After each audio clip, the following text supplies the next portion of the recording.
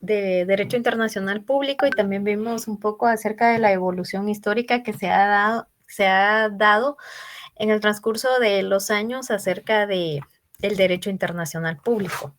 Vimos lo que era el derecho internacional preclásico, ¿verdad? Que dio inicio desde el año 10 y finalizó en 1648. Seguido tenemos el derecho internacional clásico, que al finalizar en 1648 da inicio el clásico y en 1945. Y seguidamente, cuando finaliza en 1945 el clásico, da inicio el contemporáneo, que es el que actualmente se encuentra a la fecha, ¿verdad? Permítanme. Ahí está. Yo creo que ha ingresado la mayoría. Me imagino que el resto de andar celebrando por ser viernes. Bueno, como les decía, entonces, permítanme. Solo dame un segundito.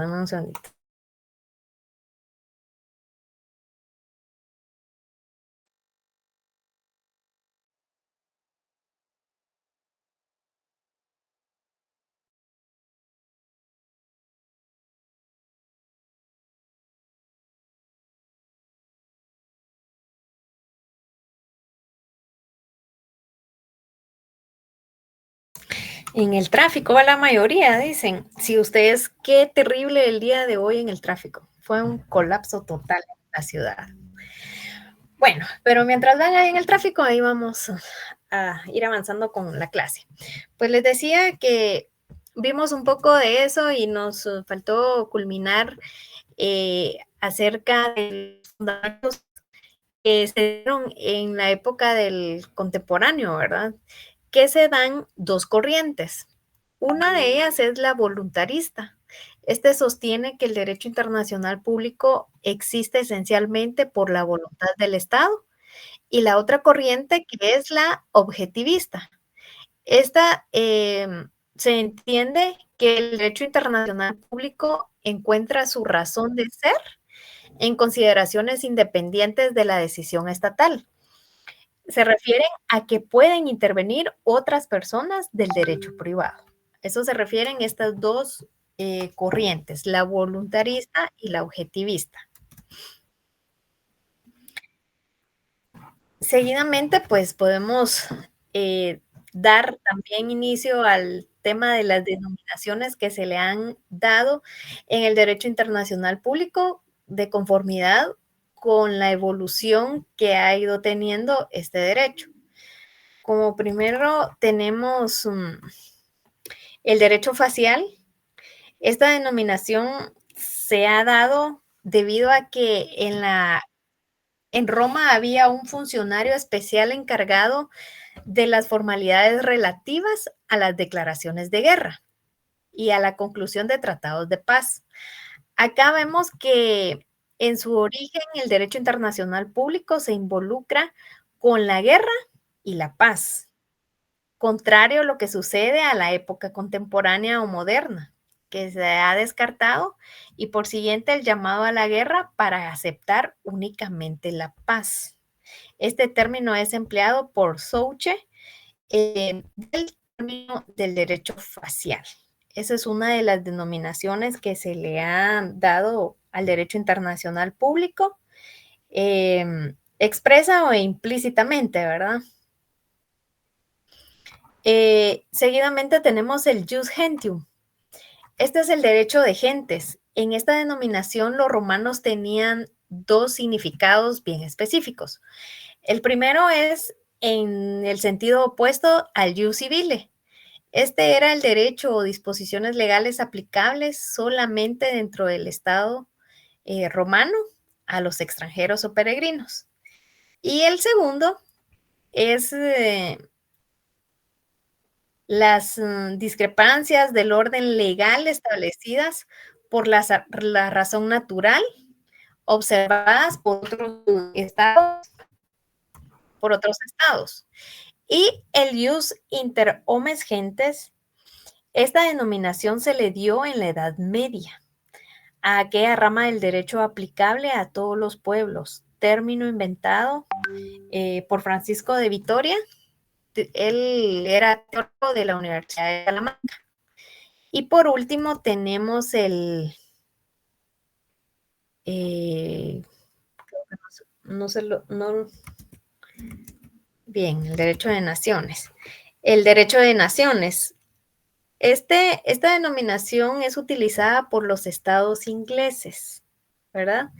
La Corte Interamericana, la Corte Internacional de Justicia ha utilizado distintos términos del derecho internacional. Los más utilizados que ha realizado la Corte Internacional es el derecho de gentes y ley de naciones. Actualmente se descartaron todas las anteriores porque gente no tiene significado internacional y naciones porque la nación es algo demasiado particular, ¿verdad? Entonces, en la actualidad o en la edad actual, perdón, en esta etapa pues contemporánea, pues únicamente se le ha denominado como derecho internacional público. Ahora bien, el derecho internacional público también tiene relaciones con otras ciencias auxiliares. Y estas son algunas ciencias que se han ido involucrando o desarrollando junto con el derecho internacional público. Para que podamos comprender la naturaleza y el alcance de este curso, debemos de tomar en cuenta que el mismo se ha desarrollado con la ayuda de otras ciencias jurídicas y otras que han sido no jurídicas también. Las disciplinas que han ayudado en la formación a este derecho y que son las más importantes, que son algunas de las que consideramos más importantes, son, como primero tenemos el derecho constitucional. ¿Y por qué? Porque este derecho es el que fija los patrones formales o los parámetros formales en los que los estados deben encuadrar en el derecho internacional público, ¿verdad? El administrativo. Acá fija los procedimientos y señala los órganos competentes del qué hacer en el campo del derecho internacional público. El derecho financiero. Acá nos da los lineamientos y disposiciones arancelarias en el campo de la integración y la cooperación internacional. El derecho mercantil. Este nos presenta el camino del actuar de grandes sociedades multinacionales y transnacionales, así como el camino a seguir con la cooperación e integración de los estados. Asimismo, tenemos el derecho penal. Este nos fija la tipificación y encuadramiento de criterios de los delitos de carácter internacional, como por ejemplo el tráfico de estupefacientes, tráfico de blancas, extradiciones, etcétera. En el derecho civil, acá con esta rama nos regula las situaciones jurídicas de las personas jurídicas e individuales frente al quehacer del derecho internacional público, ¿verdad? Así también tenemos las disciplinas no jurídicas, que estas pues han concurrido a la formación sustantiva del derecho internacional público.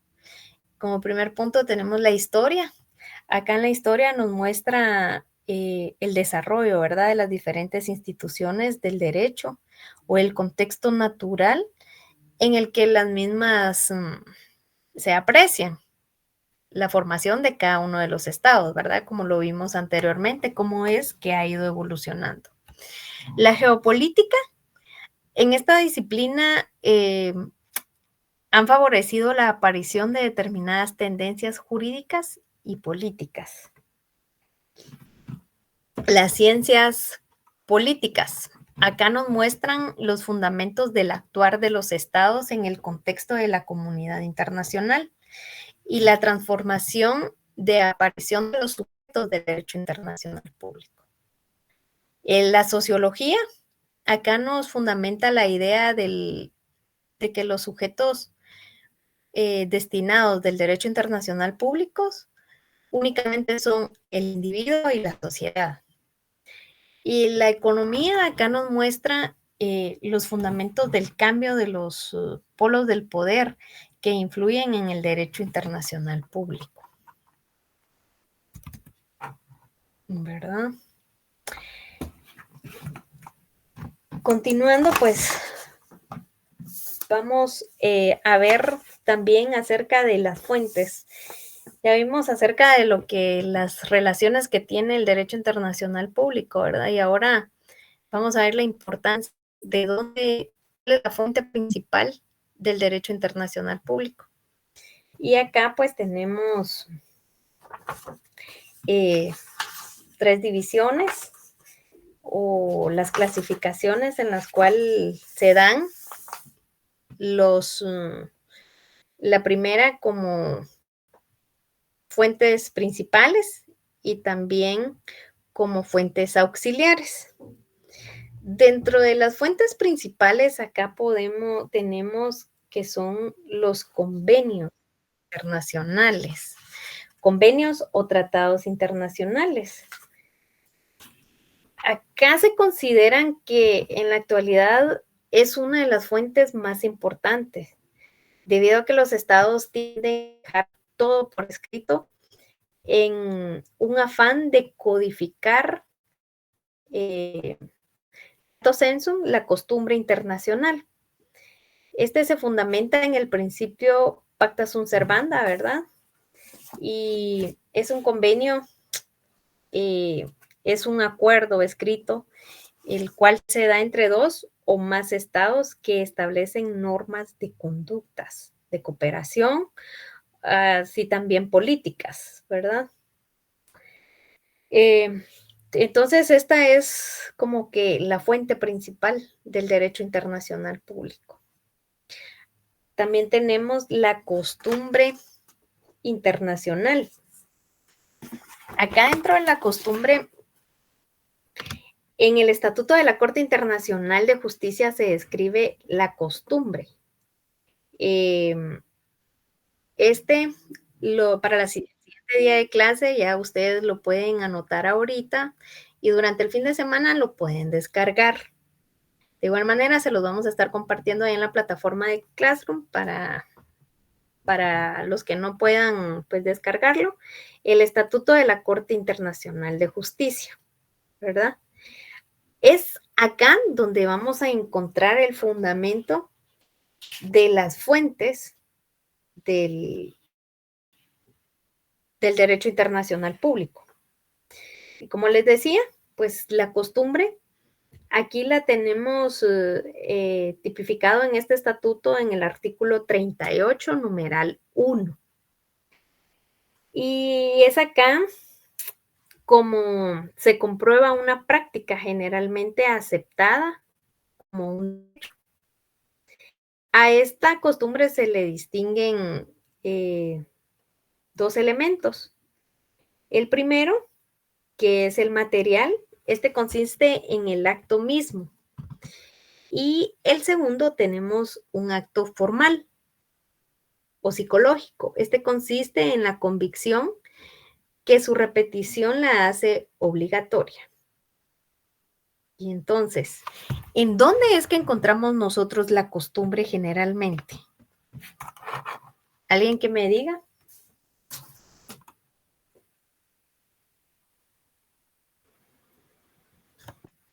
En el derecho consuetudinario, licenciada.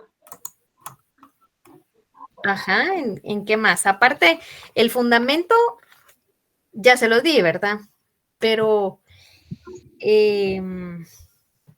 ¿cómo es que generalmente se da una costumbre? Ustedes, por lo regular, siempre tienen costumbres, por decirlo así, ¿verdad? La costumbre de dormirse tarde, pero... En la práctica, licenciada. ¿Sí? Podría ser en la práctica. Exactamente. Muy bien, En la gracias. repetición continua de una acción, Nigda. Exactamente. Muy bien, gracias.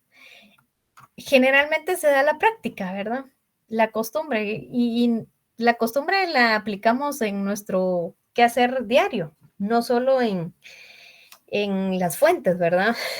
No solo en el derecho, pero sí es una fuente muy principal de las ramas del derecho internacional público.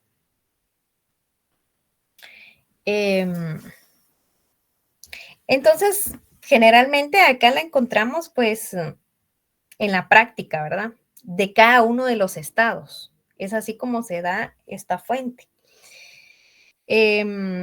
Acá se manifiesta la prensa pública, las declaraciones de los representantes de los estados y los contenidos en las conferencias internacionales, los archivos de los estados y las resoluciones de las organizaciones de las Naciones Unidas.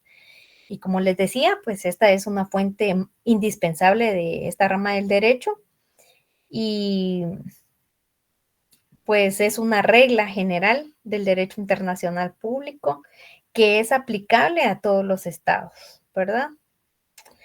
Entonces,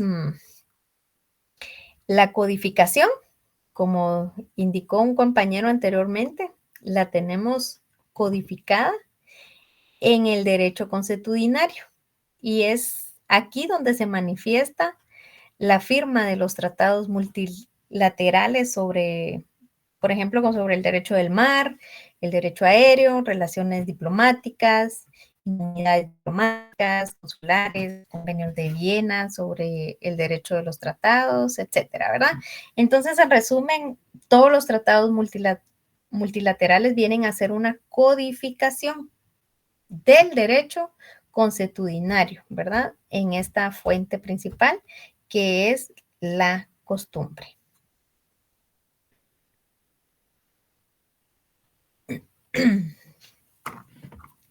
Y también tenemos, déjame un segundito.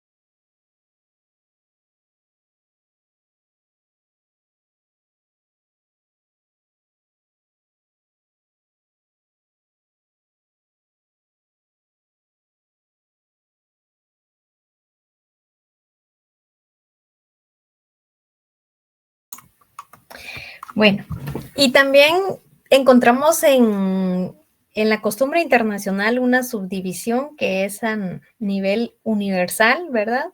También regional y también bilateral. Y por último, pues también tenemos los principios generales del derecho, que son los principales, es otra de las fuentes, ¿verdad? Los principios generales del derecho, porque acá encontramos aquellas normas que se encuentran en todos los ordenamientos jurídicos de todos los estados del mundo, por lo menos en la mayoría de ellos, ¿verdad? Acá no se trata necesariamente de principios consagrados en convenios, aunque no se descartan, sino de principios que regularmente han sido aplicados en los tribunales, como por ejemplo el debido proceso, el derecho a no acusarse a sí mismo, la presunción de inocencia, indemnización por daños causados injustamente, la excepción de fuerza mayor para el cumplimiento de las obligaciones, entre otras. La Corte Internacional de Justicia, al referirse a estos principios, se expresa en los términos bien conocidos o bien establecidos generalmente. Se utilizan cuando ni los tratados, ni la costumbre, ni la jurisprudencia proporcionan una norma satisfactoria de derecho. Y es aquí donde podríamos preguntarnos que si podríamos en realidad deducir un consenso suficiente sobre un supuesto principal general, tomando en cuenta sistemas legales tan diferentes como el sistema o el derecho civil con todas sus variantes, con el sistema inglés, el sistema islámico, el sistema hindú o el sistema tribal, ¿verdad? Entre otros. Entonces, en realidad es acá donde debemos de trabajar para buscar la finalidad de reflexionar o de poder analizar cada caso, ¿verdad? Entonces, no cabe duda que es acá donde entra a jugar un papel muy importante la Corte Internacional de Justicia, ¿verdad? Para poder hacer uso de esta fuente del derecho, que son los principios generales del derecho. ¿Por qué? Porque en cada uno de los países tienen distintos conceptos, ¿verdad? Distintas leyes. Entonces, para poderlas aplicar y que no exista, o cuando existe una contradicción entre una ley y un tratado, pues es acá en donde juega un papel muy importante la Corte Interamericana. Y eso ustedes lo pueden encontrar tipificado en el artículo 38 del estatuto que les indiqué. Dentro de otras fuentes principales, como ya lo vimos, ¿verdad? Les decía, convenios o tratados internacionales, la costumbre, y pues el principio, ¿verdad?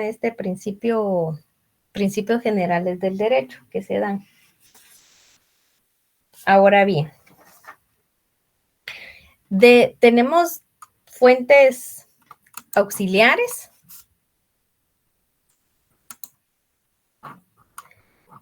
Tenemos fuentes auxiliares. Dentro de estas fuentes encontramos la jurisprudencia y la doctrina de los publicistas, ¿verdad? Estas son fuentes secundarias o también llamadas fuentes auxiliares. La jurisprudencia, esta se involucra con todos los fallos judiciales internacionales, como los fallos nacionales. Entendemos las sentencias emitidas por la Corte Internacional de Justicia y el órgano que la procedió. A ello podemos añadir que todos los fallos de los tribunales con la jurisdicción internacional privativa, ¿verdad? Tales, por mencionarles, como por ejemplo el Tribunal del Mar, los tribunales militares ad hoc, tribunal proyectados dentro del derecho internacional del medio ambiente, la Organización Mundial del Comercio, el tribunal previsto para la Antártida, entre otros. Por fallos emitidos por cada uno de estos entes, o ya sean fallos nacionales, es acá que se entiende que son sentencias emitidas, ¿verdad? Acá en lo nacional, hablando en el ámbito nacional, ¿cuántos fallos son para que se pueda llamar jurisprudencia, jóvenes? 3 de la Corte licenciada. Ellos contestes. 3 de la Corte Constitucional y 5 de la Corte Suprema de Justicia. Muy bien, excelente. Bien, están atentos, ¿verdad? Bien saben. Yo sé que acá en este curso yo creo que todos me van a sacar 100. Exacto. Entonces, es así como se le llama a la jurisprudencia, que también es una de las fuentes principales, secundarias o auxiliares que también forman parte del derecho internacional público. Y también tenemos la doctrina, ¿verdad? La doctrina o también la doctrina de los publicistas, que se le llama o lo denominan acá algunos autores. Acá en la doctrina encontramos los textos de docencia, manuales, revistas especializadas generales y específicas, revistas de alta especialización, conferencias, también toma de decisiones en foros internacionales, ¿verdad? Todo eso también pasa a formar parte de las fuentes auxiliares que es la doctrina, ¿verdad? También tenemos algunas posibles fuentes que estas se denominan, se le denomina la equidad, al jus cogens, eso sí saben qué es, ¿verdad? La opinión pública, los actos de las organizaciones internacionales, los actos unilaterales de los estados y esto. Dentro de la equidad, en el artículo 38, párrafo segundo del Estatuto de la Corte Internacional de Justicia, podemos encontrar tipificada la equidad y acá se le denomina que es la aplicación de justicia en un caso concreto. La equidad normalmente es inherente a la correcta aplicación del derecho y el juez internacional. Al igual, sus jueces internos están llamados por su propia función a tomarla en consideración para que sea compatible con el respeto internacional. El jus cogens. El jus cogens, pues, también es llamado derecho imperativo. Este se trata de una regla que no está escrita, pero ha sido aceptada y reconocida por la comunidad internacional de estados en conjunto. Pero la carga de probar la aceptación y reconocimiento queda a quien la invoca, al estado que la deba de invocar como tal. Y también son llamados principios generales del derecho internacional aceptados. La opinión pública, a raíz de la influencia que en la actualidad tienen todos los medios de comunicación, acá podemos observar que la opinión mundial sí puede inclinar la balanza de un conflicto. Y si lo alude o también se puede hacer entonces significado de que la opinión pública es una fuente muy importante también en el derecho internacional. Por eso se le llama posibles fuentes, ¿verdad? Los actos de las organizaciones internacionales. En este punto nos referimos a las organizaciones gubernamentales y dichos actos están representados en las resoluciones de la Organización de la ONU, ayúdenme que ya se me trabó el ratoncito. Organización de las Naciones Unidas. Exacto, gracias, Organización de las Naciones Unidas. Entonces, es ahí donde encontramos recomendaciones, ¿verdad? De los actos de organizaciones internacionales. También tenemos actos unilaterales de los estados. Acá se dan ciertos actos jurídicos realizados por un solo estado dentro del ámbito de sus relaciones internacionales que pueden llegar a producir consecuencias jurídicas para el estado que los ha formulado y en determinada circunstancia también puede afectar a terceros estados. El estoppel. El estoppel consiste en que un estado no puede retractarse de un acto unilateral cuando otro estado ha adoptado una determinada medida basada en dicho acto. A eso se refieren estas posibles fuentes. Entonces, tenemos como fuentes principales, ¿verdad? Convenios o tratados internacionales, la costumbre internacional y principios generales del derecho.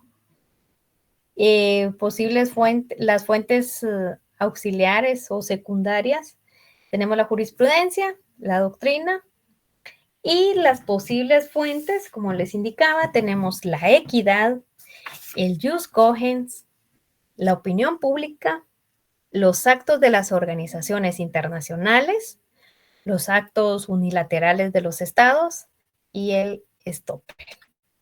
¿Tienen alguna duda hasta el momento, jóvenes?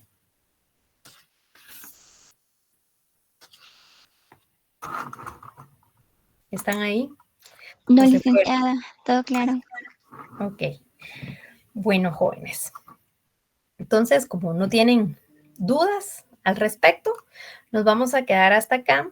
Y el siguiente día de clase vamos a entrar a analizar los sujetos del derecho internacional público, que acá son temas bien importantes también porque vamos a ver quiénes son los que entran, ¿verdad? ¿Será que solo los estados? ¿Quién tiene la representación legal del estado? Por ejemplo, acá en Guatemala, vamos a ver si también pueden entrar organizaciones no gubernamentales o personas individuales, y esos sujetos son los que vamos a entrar a analizar. ¿Alguien levantó la mano?